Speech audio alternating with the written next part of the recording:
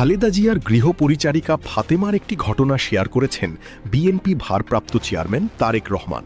ঘটনাটি চোখে আঙুল দিয়ে দেখিয়ে দেয় দেশের স্বাস্থ্য ব্যবস্থার প্রকৃত চিত্র। প্রধানমন্ত্রী তারেক রহমান বলেন, ফাতেমা তার মায়ের সাথে জেলেও ছিলেন। দীর্ঘদিন থাকায় সে এখন পরিবারের সদস্য হয়ে গেছে। দুদিন আগে ফাতেমার বরিশালের এক আত্মীয় একজন প্রসূতি মায়ের জটিলতা দেখা দেয়।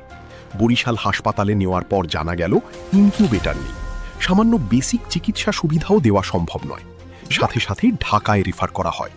কিন্তু ফাতেমা যেহেতু তারেক রহমানের স্ত্রীকে জানিয়েছিল, তাই স্বাভাবিকভাবে ব্যবস্থা হয়ে গেল। স্বাস্থ্যমন্ত্রীও জানার পরই ইন্টারফেয়ার করেন।